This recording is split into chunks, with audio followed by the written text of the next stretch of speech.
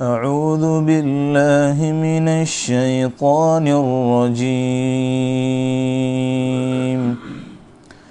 بسم الله الرحمن الرحيم. والذاريات ذروا فالحاملات وقرا فالجاريات يسرا فالمقسمات أمرا إنما توعدون لصادق وإن الدين لواقع والسماء ذات الحبك إنكم لفي قول مختلف يؤفك عنه من أفك قتل الخراصون الذين هم في غمرة ساهون يسألون أيان يوم الدين يوم هم على النار يفتنون ذوقوا فتنتكم هذا الذي كنتم به تستعجلون إن المتقين في جنات وعيون آخذين ما آتاهم ربهم إنهم كانوا قبل ذلك محسنين كانوا قليلا من الليل ما يهجعون وبالأسحار هم يستغفرون وفي أموالهم حق للسائل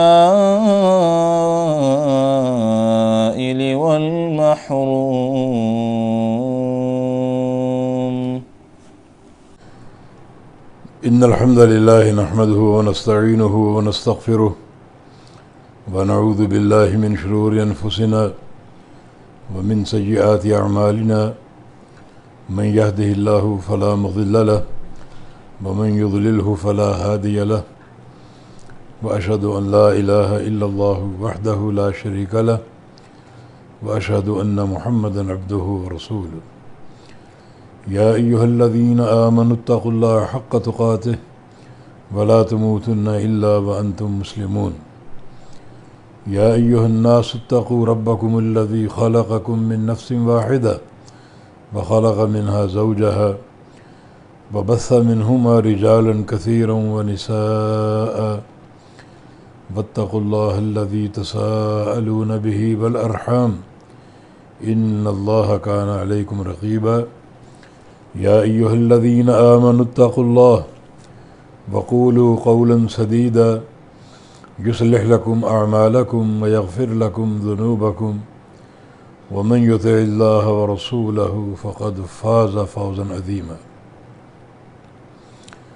اللهم صل على محمد وعلى آل محمد كما صليت على إبراهيم وعلى آل إبراهيم إنك حميد مجيد. اللهم بارك على محمد وعلى آل محمد كما باركت على إبراهيم وعلى آل إبراهيم إنك حميد مجيد. سبحانك لا علم لنا إلا ما علمتنا إنك أنت العليم الحكيم. رب اشرح لي صدري ويسر لي أمري واحلل عقدة من لساني يفقه قولي. أما بعد،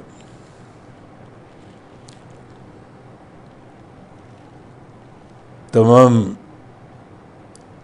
ساتھیوں اور دوستوں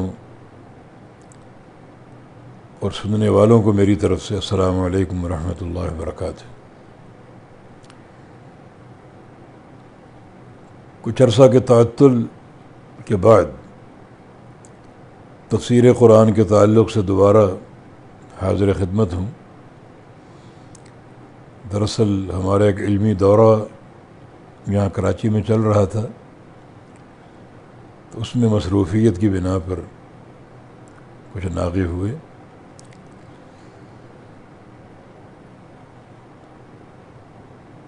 تب یہ دوبارہ تفسیر قرآن کا سلسلہ بحال ہوتا ہے اور ہم 27واں پارہ انشاءاللہ پڑھیں گے، لیکن آغاز سورہ الذاریات سے کر رہے ہیں،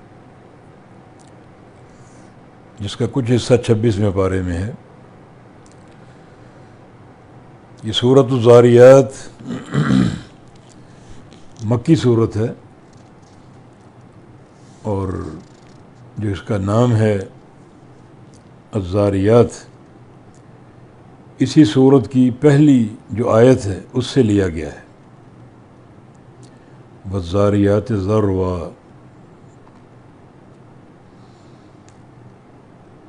اور اس سورت کی کوئی فضیلت وارد نہیں ہے الا وہی عام فضیلت کہ یہ قرآن مفصل کا حصہ ہے۔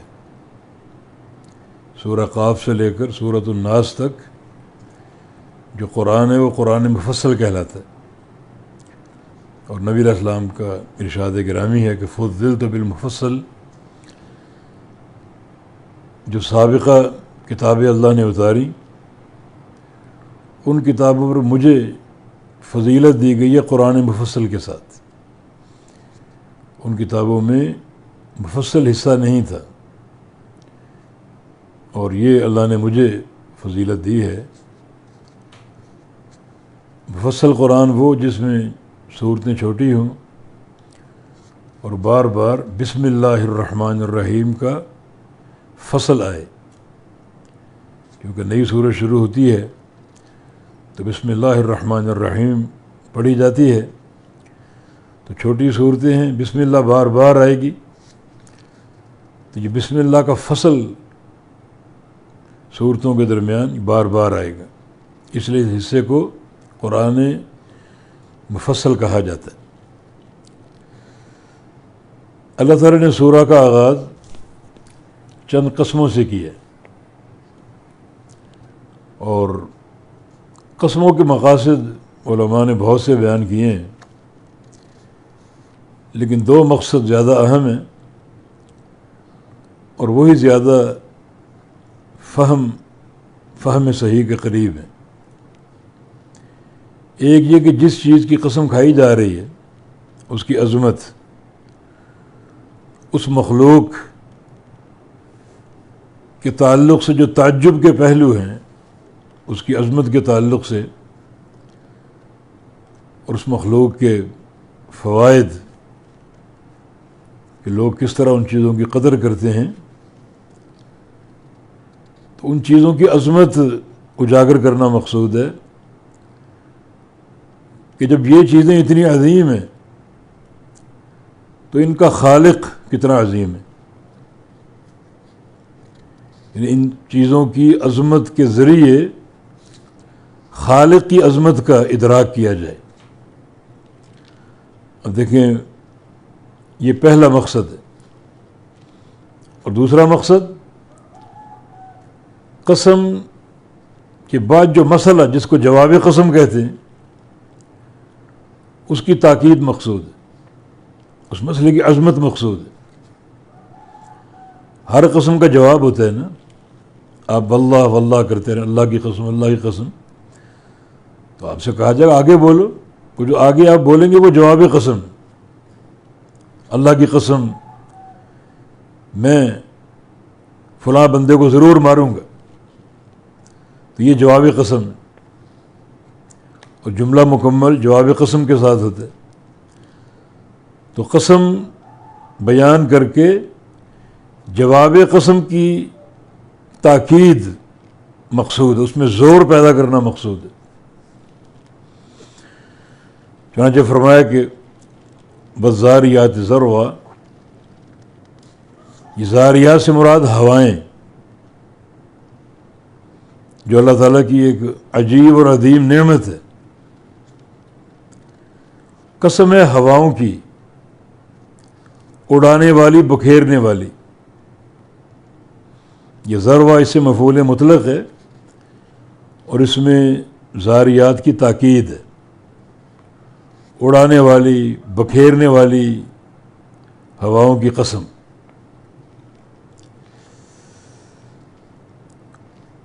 یہ ذاریات اسم فاعل مؤنث کا صیغہ ہے اور اس کے دو طرح کے باب آتے ہیں، ایک تو ذرا یذرو ذرون، یعنی باب نصر ینصر، دوسرا ذرا یذری ذرین، یعنی ضرب یضرب۔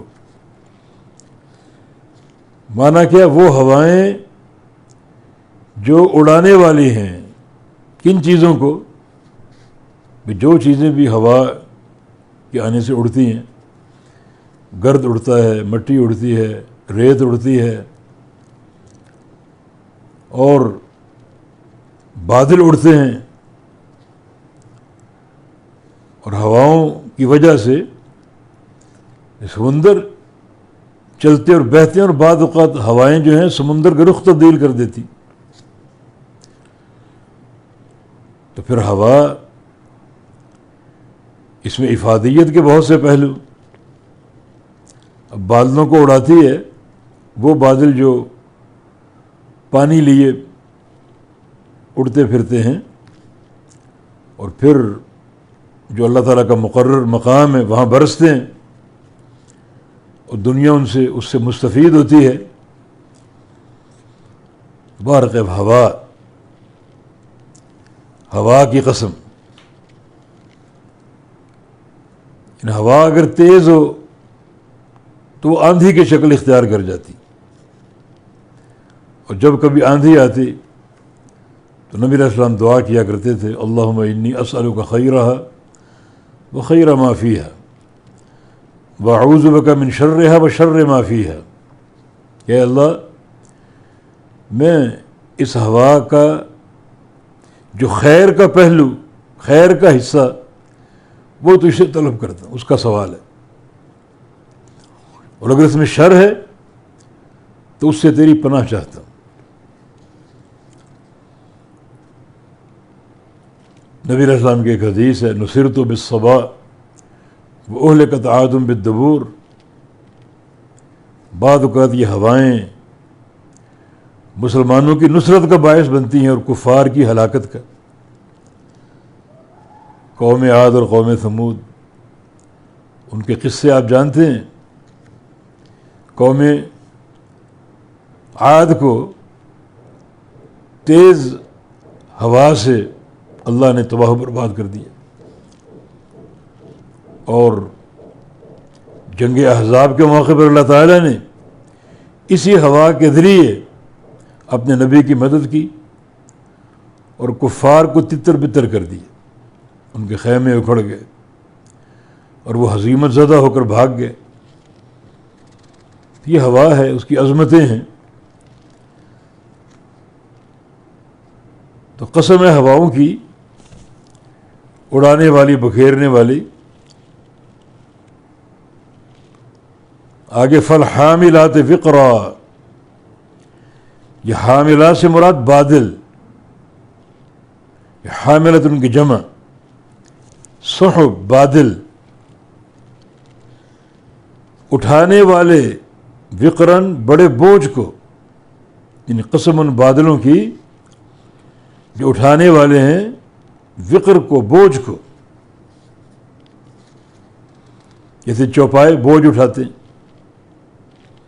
اس طرح بادل بھی بوجھ اٹھاتے ہیں، اور وہ بوجھ تو لاکھوں ٹن، جیسے پانی کی صورت میں بادلوں پر وہ پانی ہوتا ہے، وہ بوجھ لیے اڑتے پھرتے ہیں، اور جہاں اللہ کا امر ہوتا ہے وہاں برستے ہیں۔ تو لکھوں ٹن یہ بوجھ اٹھانے والے، تو یہ بادل، ان کی عظمت، بہت سے لوگوں کی جو معیشت ہے وہ ان برسنے والے بادلوں کے ساتھ قائم ہوتی. ہمارے سندھ میں تھر کا علاقہ، ان کی معیشت کا انحصار بادلوں پر ہے، بارشوں پر ہے.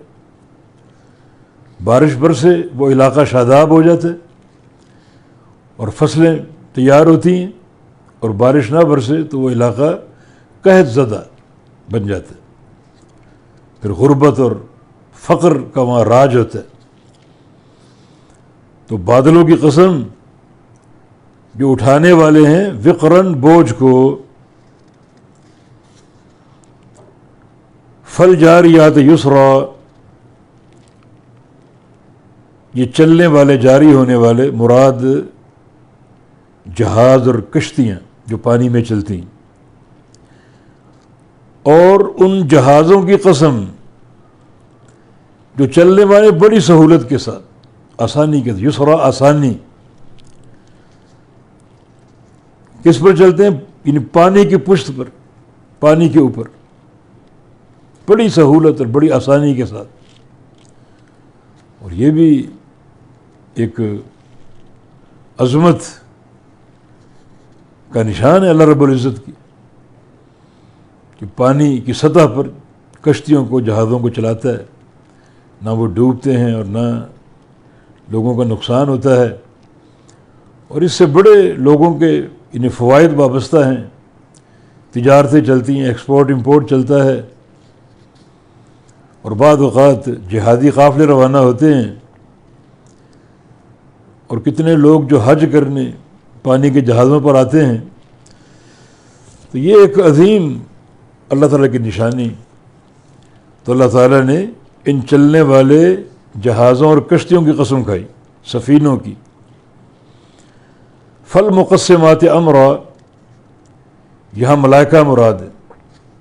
ان ملائکہ فرشتوں کی قسم جو تقسیم کرنے والے ہیں امر کو، اللہ کے امر کو، اللہ کے رزق کو تقسیم کرنے والے، یعنی مختلف امور انجام دینے والے. کسی فرشتے کی ذمہ داری روح قبض کرنا، کسی فرشتے کی ذمہ داری لوگوں پر عذاب مسلط کرنا، اور کوئی فرشتہ رحمت کا پیغام لاتا ہے. مختلف ڈیوٹیاں فرشتوں کی. تو یہ امور کی تقسیم کرنے والے، یا اس سے مراد رزق کی تقسیم کرنے والے. یہ مختلف امور انجام دینے والے. چنانچہ کہیں زمینیں ہری بھری ہوتی ہیں، کہیں خشک بنجر ہوتی ہیں، اور کہیں لوگ پیدا ہو رہے ہیں، کہیں ہلاک ہو رہے ہیں، اور کہیں پر امارت ہے، کہیں پر فقر ہے، کہیں امراض پھیل جاتے ہیں، کہیں سونامی اور سیلاب آ جاتے ہیں. تو اللہ تعالیٰ فرشتوں کے ذریعے ان امور کی تقسیم فرماتے ہیں. تو ان ملائکہ کی قسم جو اللہ تعالیٰ کے امر کو اور اس کے رزق کو اس کے بندوں کے درمیان تقسیم کرتے ہیں. یہ 4 قسمیں ہو گئیں. اب جواب قسم بھی ہونا چاہیے، وہ آگے آ رہا ہے. کیا؟ انما توعدون لصادق، کہ بے شک جو تم وعدہ کیے جاتے ہو اللہ کی طرف سے، جو اللہ تعالیٰ نے تم سے وعدہ کیا ہے، لصادق، وہ سچا ہے. وہ وعدہ تحقیق سچا ہے. یہ جملہ کئی تاکیدوں کے ساتھ، ایک ان حرف تاکید ہے، اور لصادق خبر پر لام تاکید داخل ہے. 2 تاکیدیں اس میں. تو معنی کیا ہوگا؟ انما توعدون، بے شک جو تم وعدہ کیے جاتے ہو اللہ تعالیٰ کی طرف سے، لصادق، البتہ تحقیق وہ سچا ہے، جھوٹا نہیں ہے. اس میں کوئی شک نہیں ہے، کوئی ریب نہیں ہے. کس وعدے کا ذکر ہے یہاں؟ قیامت کے قائم ہونے کا. اللہ تک وعدہ حق ہے. نبی علیہ السلام کی حدیث ہے، بل جنت حق والنار حق والوعد حق، یا وعد کا حق. اللہ تعالیٰ کا ہر وعدہ سچا ہے. تو جو تم وعدہ کیے جاتے ہو تحقیق وہ سچا ہے. اور وہ وعدہ کیا ہے؟ قبروں سے اٹھائے جانے کا، حساب و کتاب لینے کا،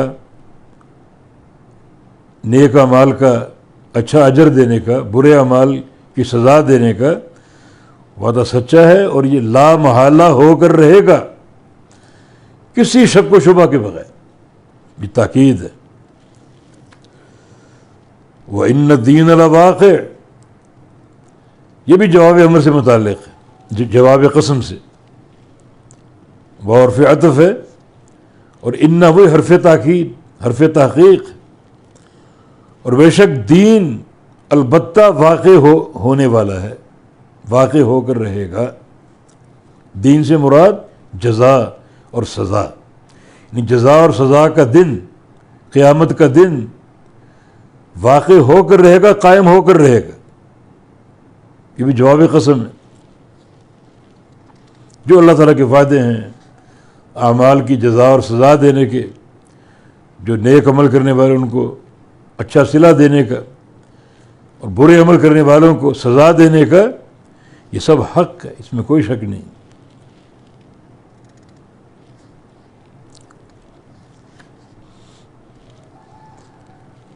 آگے پھر قسم آ رہی، والسماء ذات الحبک، اور مجھے قسم ہے آسمان کی، ذات الحبک، حبک والا، آسمان کی قسم جو حبک والا ہے. حبک کی تفسیر عبداللہ بن عباس سے اور ان کے شاگرد مجاہد قتادہ، ان سے یہ مروی ہے کہ ذات الخلق الحسن المستوی، حبک سے مراد اچھی خلقت والا اور بالکل برابر. یہ آسمان جس کی خوبصورتی آپ دیکھتے ہیں، اور بالکل برابر یہ پیدا کیا گیا، کوئی اونچ نیچ نہیں، ہموار اور برابر آسمان بنایا گیا. جب یہ کھڈی پر کپڑا بنا جاتا ہے، اور کپڑا بالکل صحیح بنا جائے، بالکل صحیح برابر ہو ہر لحاظ سے، تو کہتے ہیں کہ ہابا کا ثوبہ، یعنی تم نے یہ کپڑا جو ہے اچھا بنا گیا، بالکل سیدھا برابر خوبصورت. تو یہ حبک اسی سے ماخوذ ہے، حبک. والسماء ذات الحبک، اور قسم آسمانوں کی جو برابری والے، خوبصورت. ابن العربی قرآن کے مفسر ہیں، وہ اس کا ترجمہ احکمت سے کرتے ہیں، یعنی حبکت بمانا احکمت، مضبوط بنانا. آسمان مضبوط بھی ہیں، خوبصورت بھی ہیں. حسن بصری رحمہ اللہ وہ اس کا ترجمہ کرتے ہیں ذات الزینہ، زینت والا، خوبصورت. حسن بصری ایک اور تفسیر اس کی کرتے ہیں، اور وہ ہے ستاروں والا آسمان. یعنی آسمان موجود ہے اوپر، اور ستارے آسمان کے مزید حسن کا باعث، یعنی خود وہ خوبصورت ہے. اور جب اوپر کو دیکھیں رات کے وقت، بالخصوص 14ویں کی رات ہو، تو مزید اوپر حسن نظر آئے گا. وہ ستارے اور آسمانوں کے حسن اور کشش کا باعث ہوں گے. ضحاک ایک محدث مفسر، وہ کہتے ہیں ذات الطرائق، یعنی آسمان جو ذات الحبک ہے، راستوں والا، راستے موجود ہیں، اس پر دروازے موجود ہیں.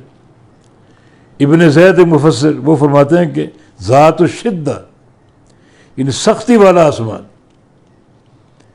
اور اس کی تائید خود قرآن نے کی ہے، وَبَنَيْنَا فَوْقَكُمْ سَبْعًا شِدَادًا، وَبَنَيْنَا فَوْقَكُمْ سَبْعًا شِدَادًا، کہ تمہارے اوپر 7 ہم نے سخت آسمان بنائے.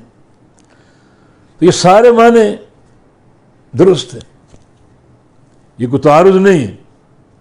آسمان خوبصورت بھی ہے، مضبوط بھی ہے، برابر بھی ہے، ستاروں والا بھی ہے، تو سارے معنی موجود ہیں. راستوں والا بھی ہے، سارے معنی موجود ہیں. تو اس لیے جو اس کا ترجمہ ہم کریں گے بس سماع ذات الحبک، اور قسم ہے آسمان کی جو کہ اچھی شکل والا، خوبصورت، مضبوط اور شدید، انتہائی سخت، اور ہر لحاظ سے برابر، مستوی، یہ سارے معنی اس کے درست ہیں۔ یہ قسم ہے۔ جواب قسم کیا ہے؟ انکم لفی قول مختلف، تم لوگ اے کفار قریش، تم لوگ مختلف باتوں میں ہو، لفی قول مختلف، مختلف باتوں میں ہو، مختلف باتیں کرتے ہو۔ کس بارے میں؟ کہ تو قرآن اور رسول کے بارے میں۔ کوئی کہتا ہے قرآن آسمانی کتاب نہیں ہے، کوئی کہتا ہے کہ فلاں بشر نے نبی کو سکھائی ہے، کوئی کہتا ہے اساطیر الاولین ہے، یہ پرانے قصے کہانیاں، یعنی مختلف باتیں۔ اس طرح نبی علیہ السلام کے بارے میں کوئی کہتا ہے یہ شاعر ہے، کوئی کہتا ہے ساحر ہے، کوئی کہتا ہے مجنون ہے، مختلف باتیں۔ یا پھر یہ قول مختلف قیامت کے بارے میں، یعنی کسی کو قیامت کا مطلقاً انکار ہے کہ وہ قائم ہوئے گی نہیں، اور کوئی کہتا ہے کہ قیامت کا وقوع شک، اس کو شک ہے وقوع میں، اور ساتھ وہ کہتا ہے اگر قیامت قائم ہو بھی گئی تو اللہ ہمیں وہاں بھی نوازے گا، دنیا میں نوازا۔ مسلمان پیٹوں پر پتھر باندھتے فقر کا شکار ہیں، اور آج ہم خوشحال ہیں، اس دن بھی خوشحال ہوں گے۔ یہ مختلف باتیں۔ بسم اللہ الرحمن الرحیم، عما یتساءلون عن النبأ العظیم الذی ہم فیہ مختلفون۔ یہ مقام بھی ذکر کر رہا ہے کہ وہ اس میں اختلاف کرنے والے قیامت کے بارے میں، یہ نبأ عظیم، بڑی خبر، قیامت کا وقوع اور اس کی ہولناکی، اس میں تم اختلاف کرنے والے ہو، مختلف باتیں بولنے والے، بھانت بھانت کی بولیاں بولنے والے، حالانکہ ایک ہی کلام صدق اور حق ہے، اور وہ قیامت کا وقوع، جزا اور سزا کا قائم ہونا، حساب اللہ تعالیٰ کا لینا، اللہ تعالیٰ سب کا حساب لے گا۔ تو یہ ساری چیزیں، یہ قول واحد ہے قیامت کے بارے میں، حق ہے، یہ اسی کو ماننا چاہیے۔ لیکن تم لوگ اس یقینی بات کو چھوڑ کر آپس میں مختلف باتیں کرتے ہو جو انکار پر منتج ہوتی ہیں۔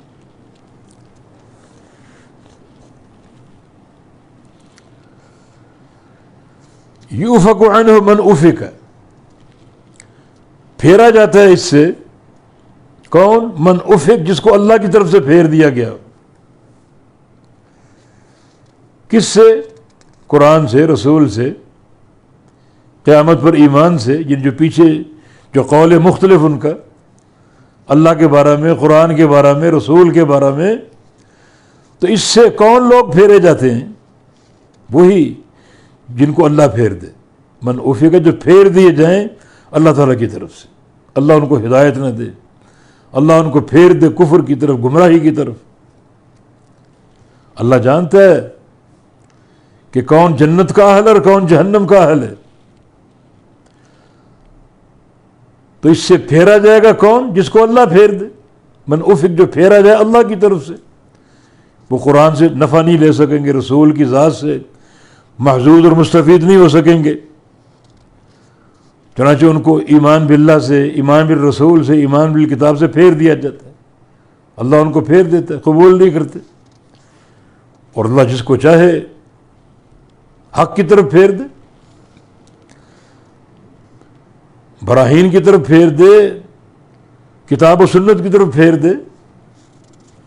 یہاں ذکر کفار کا ہے، یؤفک عنہ من افک، کہ اس قرآن سے، رسول کی ذات سے اور قیامت پر ایمان سے پھیرا جاتا ہے ان لوگوں کو جن کو پھیرا جائے اللہ کی طرف سے۔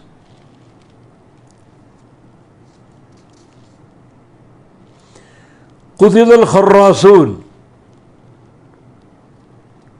یعنی پچھلی آیت سے ثابت ہوا کہ ہدایت اور گمراہی اللہ کے ہاتھ میں،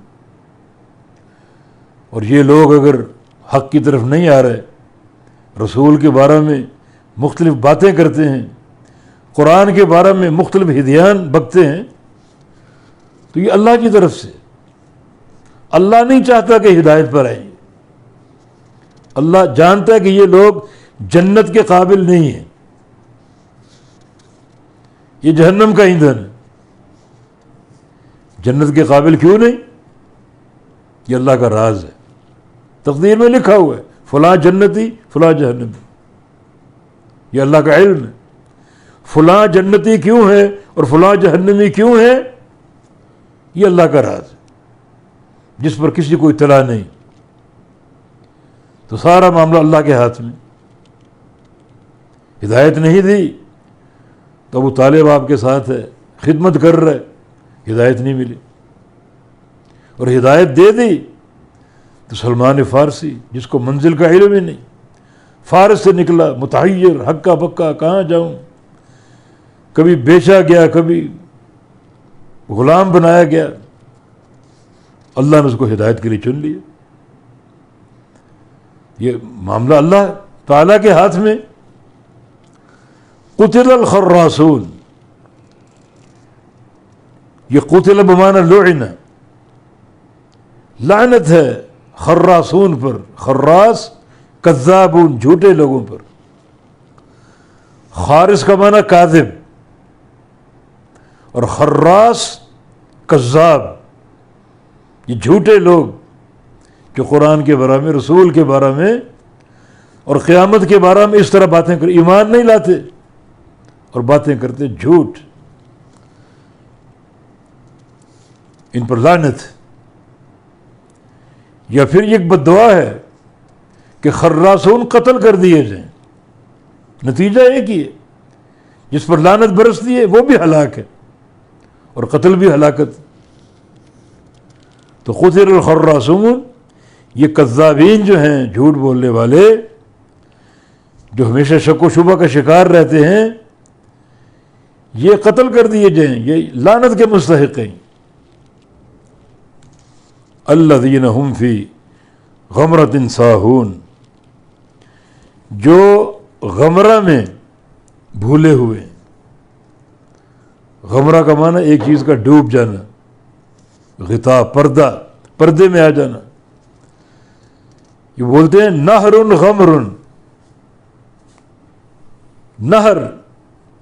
نہر غمر ہے، اتنی گہری ہے کہ جو اس میں داخل ہوگا ڈوب جائے گا۔ تو غمرہ میں ڈوبنے کا معنی ہے۔ تو جن کی عقل ڈوب جائے، غفلت کا پردہ ہو، تو ایسی عقل بھی مغمور ہے، ڈوبی ہوئی، پردے میں چھپی ہوئی، عقل بیدار نہیں ہے، غافل ہے۔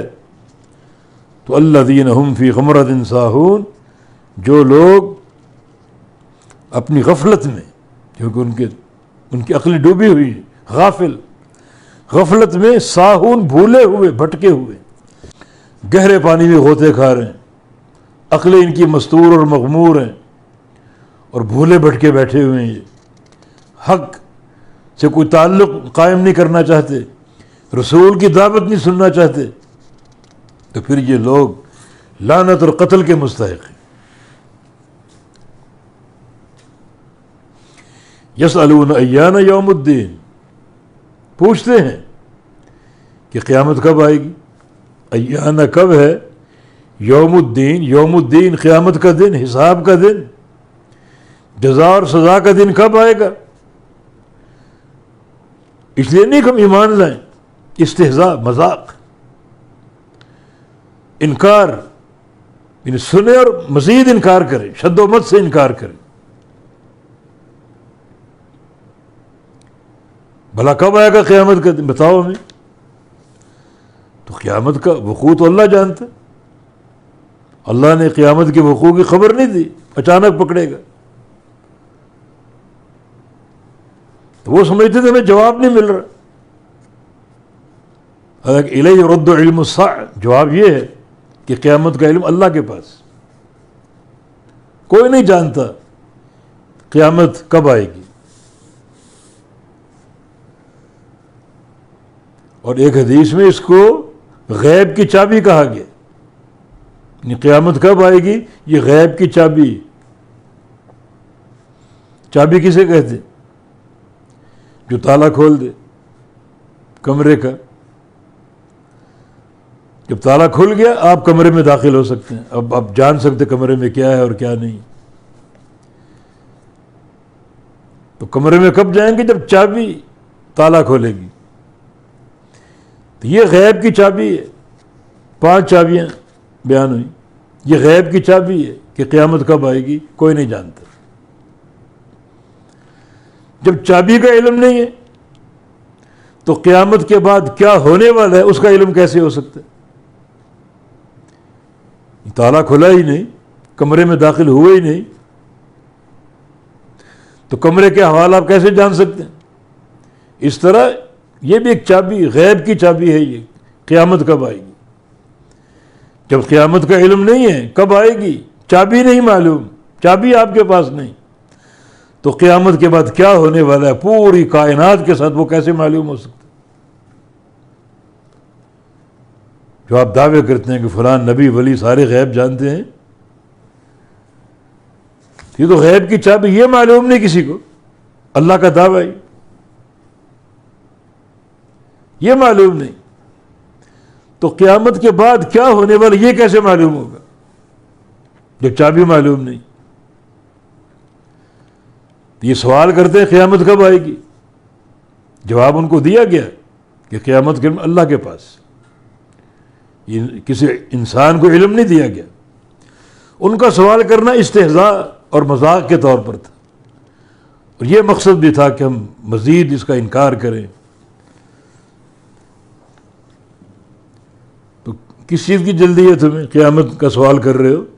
یوم ہم علی النار یفتنون, اس دن وہ جہنم میں جلائے جائیں گے اور گرم کیے جائیں گے. بڑا شوق ہے تمہیں قیامت کا, ذرا قیامت کے اپنے انجام کا تو سوچ لو. یوم ہم, اس دن وہ لوگ علی النار, آگ پر, یفتنون, جلائے جائیں گے. یفتن فتنہ سے ہے. فتنہ کا اصل معنی جلانا. یہ لفظ فتنہ تو ذہب سے لیا گیا ہے, سونے کو جلانا تاکہ اس کی کھوٹ دور ہو جائے. سونے کو آگ میں ڈالا جانا تاکہ جل کر اس کی کھوٹ الگ ہو جائے اور خالص ہونا الگ ہو جائے. جو فتنہ لفظ جو ہے, ان فتنے کو فتنہ کیوں کہا جاتا ہے؟ فتنہ بھی ایک آگ کی طرح ہے. جب آتا ہے لوگوں کا امتحان شروع ہو جاتا ہے, آگ کی طرح ہے. تو کئی لوگ اس امتحان میں کامیاب ہوتے ہیں, سونا بن جاتے ہیں, اور کوئی لوگ ناکام ہو کر کھوٹ بن جاتے ہیں. یہ فتنہ یہ فیصلہ کرتا ہے. فتنے اللہ کی ابتلا ہوتے ہیں, اس لیے فتنوں کا باب ضرور پڑھیں, علماء سے استفادہ کریں کہ فتنوں میں کیا کردار ہونا چاہیے. تو فتنہ کا اصل معنی جلایا جانا, سونے کو جلایا جانا تاکہ کھوٹ الگ ہو اور خالص ہونا الگ ہو جائے. تو اس قیامت کا تم پوچھ رہے ہو, بڑی تیاری کر کے بیٹھے ہوئے, سن لو, تم اپنے انجام کا کیوں نہیں سوچتے؟ اس دن یہ لوگ آگ پر جلائے جائیں گے.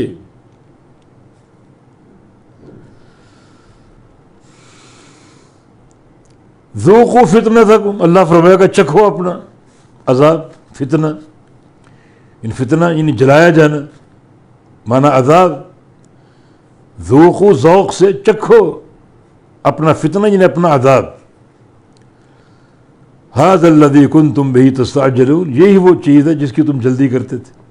تستعجلون عجلت سے, عجلت جس کی تم جلدی کرتے تھے. ھذا, یہ ھذا کا اشارہ فتنہ کی طرف ہے, اور فتنہ لفظ مؤنث ہے, اس میں تائے تانیث ہے, اور ھذا یہ اشارہ مذکر ہے. یہ مطابقت نہیں ہے اشارہ اور مشار الیہ میں. مشار الیہ مؤنث ہے, اشارہ مذکر. تو حقیقت میں یہ اشارہ فتنہ کے معنی کی طرف ہے, یعنی فتنہ بمعنی عذاب, عذاب مذکر. تو مطابقت ہو گئی, یعنی یہ لفظی رعایت نہیں بلکہ معنوی رعایت ہے. ھذا کا اشارہ فتنہ کی طرف ہے مگر مقصود عذاب, اس لیے مذکر اشارہ استعمال کیا گیا. تو کفار جب جہنم میں جلائے جائیں گے تب ان سے کہا جائے گا کہ ذوقوا فتنتکم، چکھو اپنا فتنہ، اپنا عذاب، الذی کنتم بہ تستعجلون، جس کی بڑی تمہیں جلدی تھی، بار بار پوچھتے تھے قیامت کب آئے گی، قیامت کب آئے گی. کبھی کہتے کہ اگر ہم عذاب میں جلائے جائیں گے تو لاؤ عذاب، عجلت، جلدی. اللہ ڈھیل دینے والا.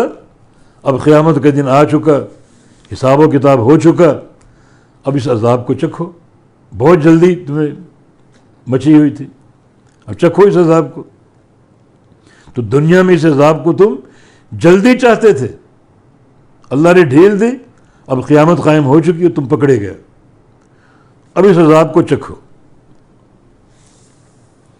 کفار کا ذکر ہوا، ساتھ ہی مؤمنین متقین کا ذکر آ گیا. فرمایا کہ ان المتقین فی جنات و عیون، متقین پرہیزگار، فی جنات، جنات، جنت ان کی جمع یعنی باغات، اور عیون عین کی جمع چشمے. متقی لوگ جو ہیں وہ عذاب سے بچائے جائیں گے اور باغات اور چشموں میں داخل کیے جائیں گے. اللہم اجعلنا منہم، اللہ ہمیں ان میں شامل فرما دے. تو متقین تقوی والے، جو اپنے رب سے ڈرنے والے. ڈرنے کا معنی کیا ہے؟ اس کی اطاعت کر کے ڈریں اور اس کی نافرمانی سے بچتے ہوئے ڈریں. یعنی ڈرنا اس کی اطاعت کے ساتھ اور گناہوں سے بچاؤ کے ساتھ. یہ حقیقی خوف ہے. یعنی خوف کسی دعوے کا تقاضا نہیں کرتا. آپ دعویٰ کریں کہ میں ڈرتا ہوں تو مان لیا جائے واقعی تم ڈرتے نہیں. اس خوف کی، ڈر کی دلیل پیش کرو. وہ عمل صالح، اللہ تعالیٰ کی اطاعت، اللہ کے رسول کی اطاعت، اور جو معصیت اور گناہ ان سے بچاؤ. تو ڈرتے ہیں اطاعت کے ساتھ اور گناہوں سے بچاؤ کے ساتھ. یہ متقین ہیں. ان کا انجام کیا ہے؟ فی جنات و عیون، بڑے عمدہ باغوں میں اور میٹھے اور بہترین پانی کے چشموں میں جو ہمیشہ جاری رہیں گے. پانی کے چشمے میٹھے، یہ متقین کا انجام ہے. پیچھے کفار کا انجام، وہ جہنم میں جلائے جائیں گے. اور متقین کا انجام کیا ہے؟ وہ ہمیشہ جنات میں یعنی باغات میں اور عیون، میٹھے پانی کے چشموں میں ہوں گے. اور آخذین ما آتاہم ربہم، اس حال میں کہ پکڑنے والے ہوں گے، لینے والے ہوں گے. کیا چیز؟ ما آتاہم ربہم، جو ان کا رب ان کو دے گا اور عطا فرمائے گا. آخذین یہ منصوب ہے، حال واقع ہو رہا ہے کہ اپنے رب سے جو وہ ان کو دے گا لینے والے ہوں گے اور لیتے ہی رہیں گے. نعمتیں ہی نعمتیں، نعمتیں ہی نعمتیں. عطاء غیر مجذوذ، ایسی عطا ہوگی جس میں ایک لمحہ کے لیے تعطل نہیں آئے گا. رب تعالیٰ سے ان کو ملتا رہے گا، ملتا رہے گا. متقین کو. کفار قریش کو سمجھایا کہ کیا چاہیے تمہیں؟ وہ عذاب یا پھر یہ نعمتیں جو دائمۃ العطا ہمیشہ ملیں گی. آخذین، اور یہ متقین لوگ لینے والے ہوں گے. کیا چیز؟ ما آتاہم ربہم، جو دے گا ان کو ان کا رب. اور رب دیتا رہے گا، جو چاہیں گے اللہ دے گا. کیوں دے گا؟ انہم، اگلا جملہ یہ تعلیلیہ، علت بیان ہو رہی ہے. یہ باغات میں کیوں ہوں گے، چشموں میں کیوں ہوں گے، رب تعالیٰ ان کو کیوں دے گا؟ انہم کانوا قبل ذالک محسنین، یہ اس سے پہلے یعنی دنیا میں محسن تھے. محسن حسن سے، خوبصورت اور اچھے عمل کرنے والے، اچھے عمل کرنے والے. تو ان کو یہ جو مقام ملا اچھے عمل کی بنا پر ملا. محسن، خوبصورت عمل کرنے والے، اچھے عمل کرنے والے. اچھا عمل کیا ہے؟ جو نبی علیہ السلام کی سنت کے مطابق ہو. وہ اچھا عمل. اور جو عمل آپ کی سنت سے ہٹ کر ہے،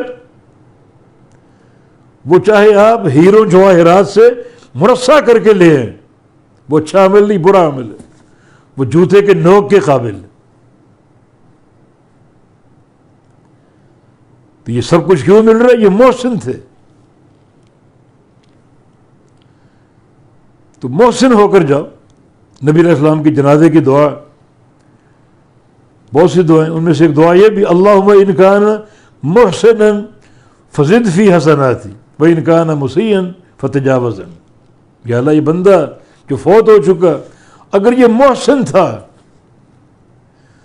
تو اس کی نیکیوں میں برکتیں ڈال دے اور بڑھا دے، اجر بڑھا دے بے تحاشا.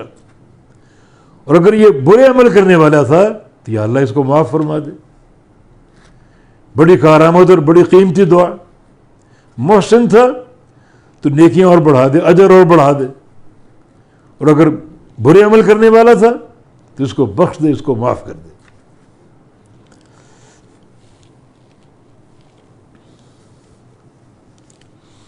تو یہ ایک وجہ ہے کہ یہ محسن تھے، تبھی ان کو یہ جزا ملی، جنت. ایک اور وجہ بھی ہے، کانوا قلیلا من اللیل ما یہجعون. یہ لوگ تھے رات کو بہت کم سوتے. یہجعون ہجوع سے، ہجوع کا مطلب نوم اللیل، رات کی نیند. رات بہت کم سوتے اور کچھ وقت سو کر بیدار ہوتے، رب تعالیٰ سے راز و نیاز کرتے، تہجد کا اہتمام کرتے، جو کہ فرائض کے بعد سب سے افضل عبادت ہے. فرض نماز کے بعد سب سے افضل نماز قیام اللیل.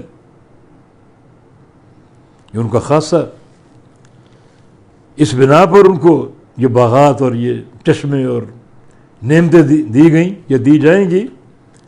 اللہ تعالیٰ سے نعمتیں لیتے رہیں گے، لیتے ہی رہیں گے، کبھی ناغہ اور تعطر اور انقطاع نہیں ہوگا. تو رات کو اٹھنا، رب تعالیٰ کے لیے نماز پڑھنا، نوافل کا اہتمام کرنا، دعائیں کرنا، یہ ان کا عمل تھا. رات کا وقت قبولیت کا وقت. اور جب آخری تیسرا پہر باقی بچتا ہے، اللہ تعالیٰ آسمان اول پہ نزول فرماتا ہے. اس کی صفت ہے نزول، حق ہے، ہمارا ایمان ہے. نزول فرماتا ہے، اس کے نزول کی کیفیت ہم نہیں جانتے. جو چیز بتا دی اس پر ایمان ہے. جو چیز مخفی رکھی وہ اللہ کے سپرد ہے.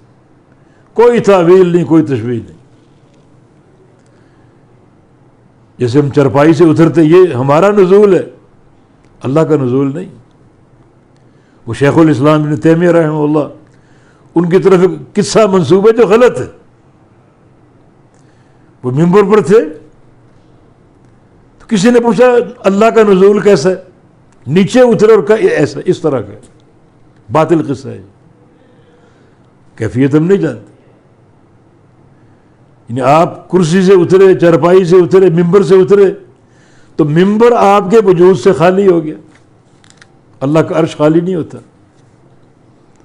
اس کا نزول بڑا کمال کا، جس کی کیفیت وہی جانتا ہے.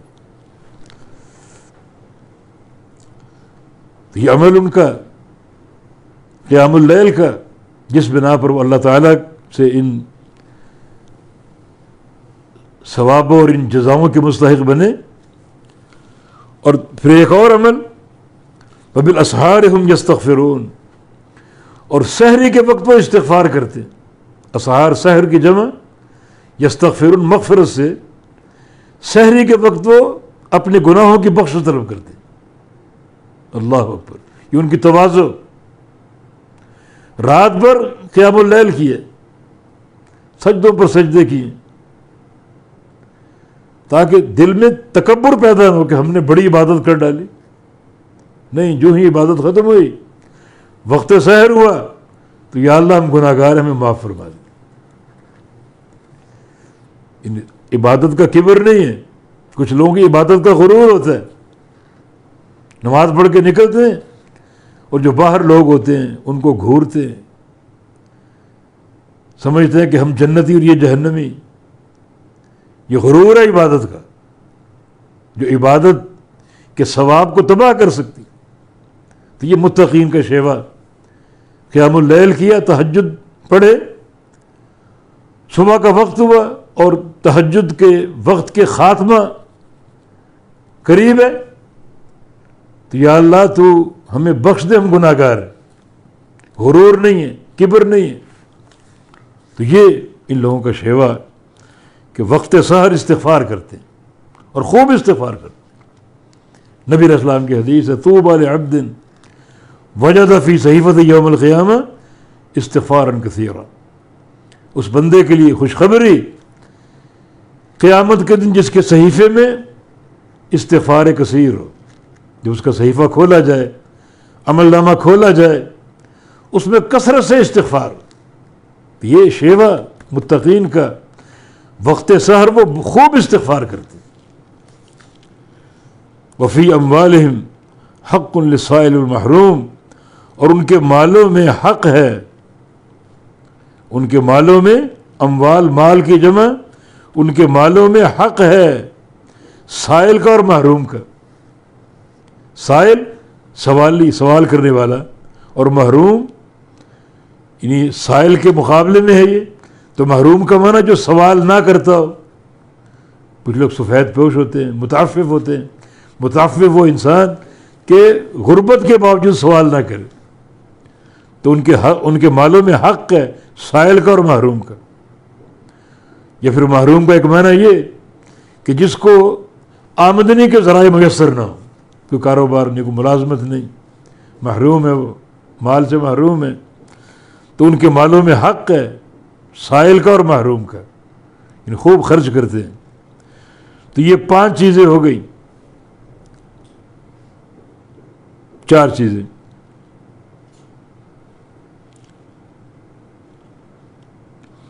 کیا 4 چیزیں؟ ایک محسن، احسان کرنے والے، اچھا عمل کرنے والے.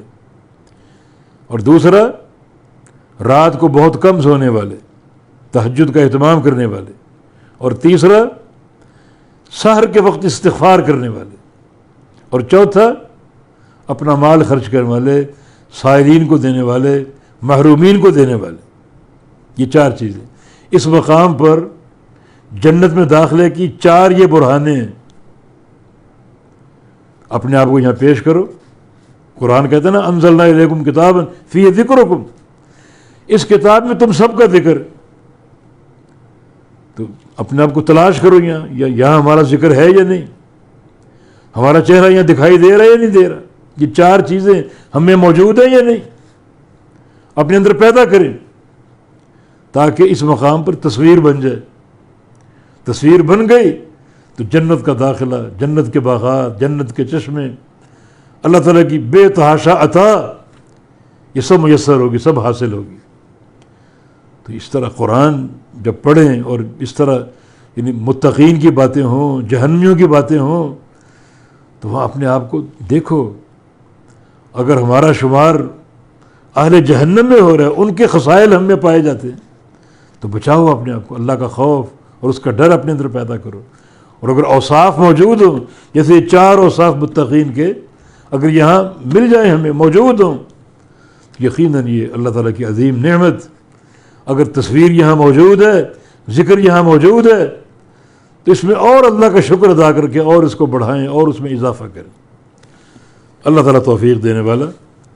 اللہ پاک ہمیں عمل صالح کی توفیق دے، اور جو یہاں 4 اوصاف ہیں اللہ ہمیں اس کو اپنانے کی توفیق عطا فرما دے. بارک اللہ فیکم. آخر دعوانا ان الحمد للہ رب العالمین.